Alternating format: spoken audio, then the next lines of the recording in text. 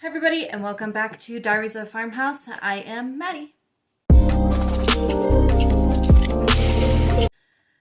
Okay, welcome back to my channel first of all, and thank you so much for stopping by if this is your first time, and thank you for returning if it is not your first time being on my channel.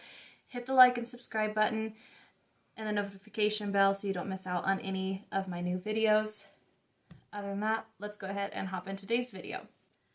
So, how many of you have been to a box store and you walk by the plant section and you look at the discount, whatever, aisle or shelves, and you see all of these plants that aren't perfect, but you think you might be able to save, right? I'm sure a lot of us have. So today I have a couple. If you looked at my Instagram or you're on my Instagram, you'll have seen I picked up a couple discount plants from my local Lowe's. I have bought other plants from the discount section at box stores. Sometimes they made it, sometimes they haven't. But the majority of the time, this is the process I take when choosing if I'm going to buy a discount plant, or if I'm not going to, and also what I do when I bring it home.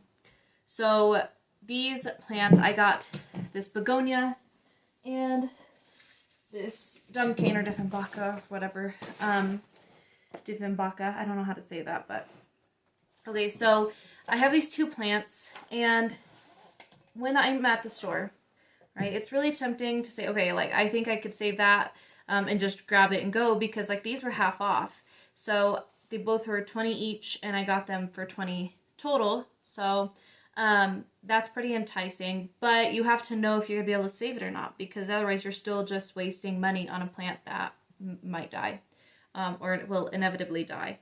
So I got these, and I decided to wait to do anything with them until today so I could do it with you. So I'm going to start with this Begonia. Okay, so they had several on the shelf. I kind of looked through them, and I chose this babe. So when I'm looking at plants on the discount shelves, and same with this one, I tend to first look at if they are producing new growth.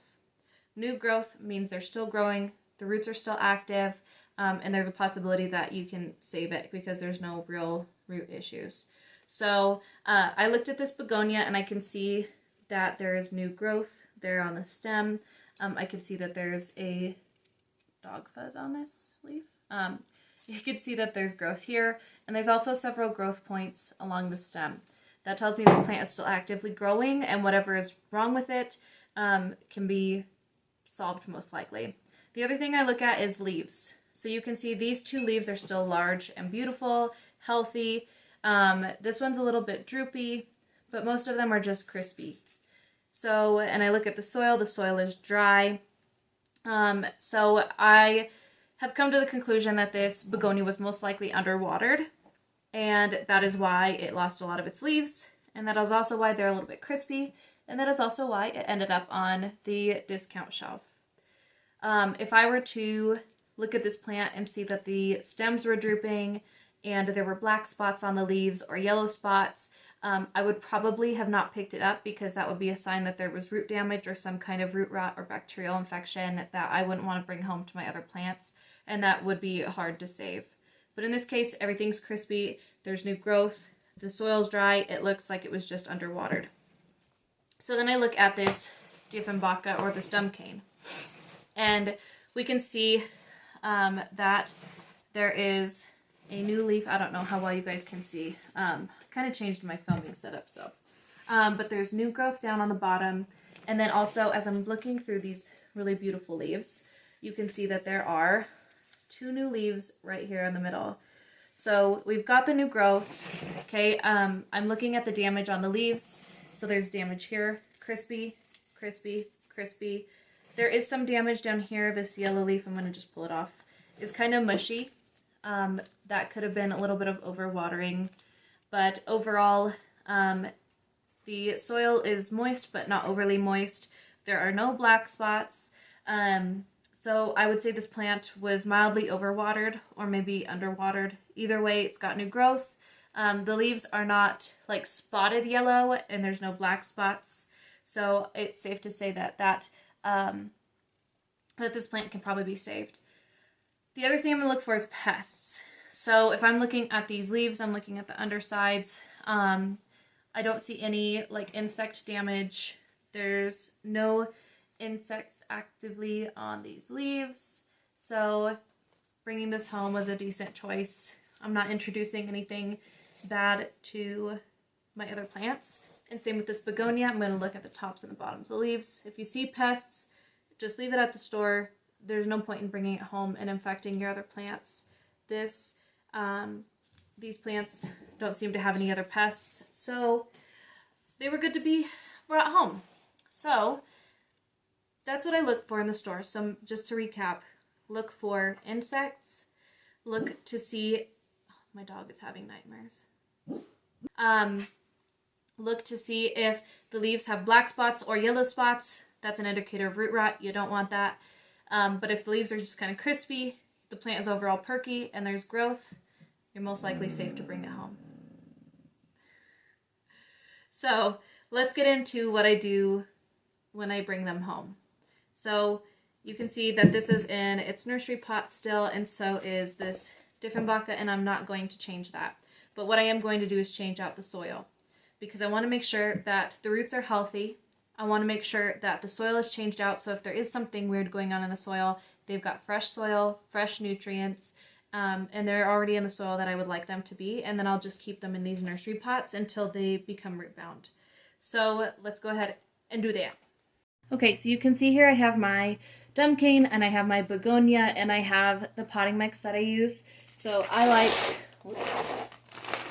the Fox Farm, this one's called Ocean Forest potting mix. I think these lines of soils are a lot more rich and a lot better for my plants. So that's why I'm going to put these guys in. After I repot, I do not fertilize for a while just because this has nutrients in it and I don't want to traumatize them even more.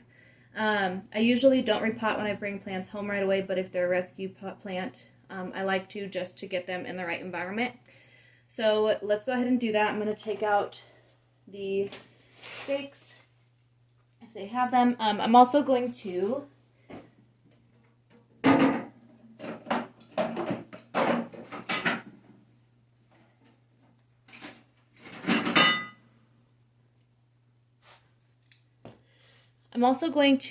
trim back any like dying or like not so good leaves, just so that the plant can put growth towards healthier leaves. And I'm going to do that while I'm repotting. So let me go get the proper pruning shears and I'll be back. Okay, I am back. I have the pruning shears I want. I like these ones because they're clean and they're sharp. So I'm first going to take this begonia, and I'm not going to cut back too much on it. I'm going to take out some of these leaves that have fallen off. There were ferns around it, so there's a bunch of little fern leaves. I'm going to clean those out. I think the only one I might cut back is maybe this one. Otherwise, the rest of these are okay. And this also, there's a growth point there, so it's not going to bug it too much. And I might do the same with this one because there's also a growth point there and I want to encourage new growth. So keep in mind begonias are toxic, so just make sure like she's laying there, but like she's not interested in eating it. So just make sure that your pet is not trying to eat what you're cutting off your plant. Okay, so then I also have this guy. I am going to, there's some leaves already in the bottom. Maybe cut off any of these like sick leaves on the bottom. Pull off any grossness like that. Ew. That is gross. Do I cut this? I don't know if I want to cut that whole thing off.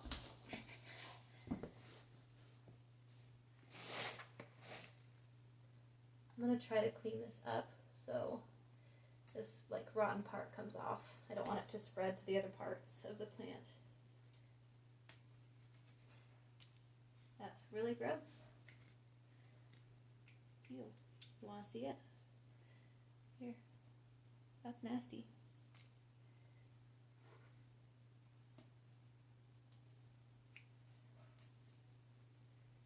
Alright, so that's off. Maybe try to get there's another bottom part here that's kind of soggy.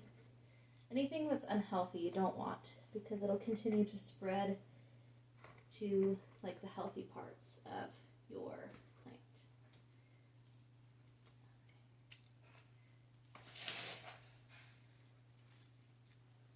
Okay, got it off. Nasty stuff gone. I don't know that there's any other leaves. I kind of want to cut off on this. I kind of don't like this has nothing left on it anymore. Like that's just a stem. Maybe like these bottom ones, just to kind of weed out like the grossness on the bottom. I might cut off this because there's really not like anything left there. And then I think I'm just gonna leave it with the rest of that because some of it's just dry. So okay, so now I have all of this cut off. I am going to replant them. So I'm going to start with this begonia just because it's going to be the easier one. I'm going to gently take it and pull it out. Well, that just scared me. I just saw something roll out of there. I thought it was a spider. That just scared the poop out of me. All right. So I'm looking at this. This is just like coco coir. I'm going to just gently massage some of this off. The soil looks relatively healthy. It's not like overly damp, so I probably will not try to get all of it off just because I don't want to mess up with the fine roots of this plant. But I'm just going to kind of fluff it. The roots look fairly healthy. There's a rock in there. I would say this begonia just needs more water. So I don't see anything like pests. I don't see anything that could like cause, I don't see any signs of disease or anything like that. So we're just going to take it. I'm just gently massaging some of this coco coir off, and we're going to put it in some nice fresh soil. So if you can see, I'm not like being super aggressive. I'm just fluffing the external parts of the soil off so that these roots can reach the nice fresh soil I'm about to put it in. Okay, so I've got that.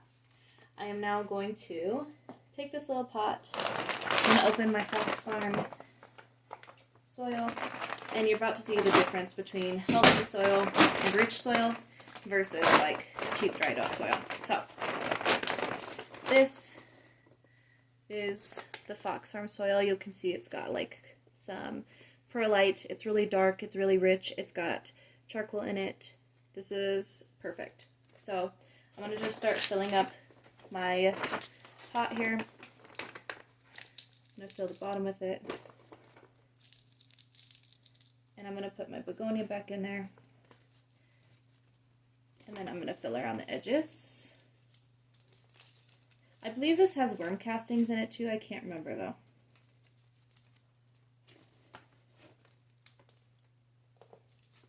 I'm going to poke it down in there so it's around the root ball.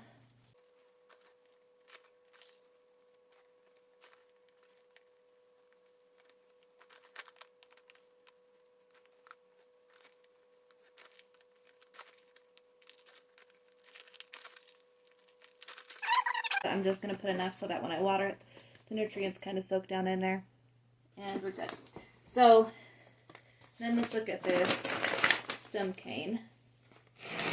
I'm going to turn it over. I can already see that there's some roots in the bottom of this, but it's still got some room to grow. I'm not too worried about it.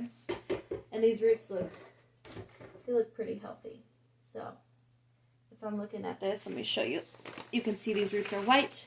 They're actively growing. They're healthy. I don't really see any root rot issues. So we're ready to put some fresh soil in here. I'm kind of, because I'm not replacing all the soil, I'm kind of top dressing just to replace nutrients and give it some good, rich soil to grow new roots into. So I'm going to do the same. I'm just going to gently massage the root ball. I'm not going to take all the soil out, but I am going to clean out any debris.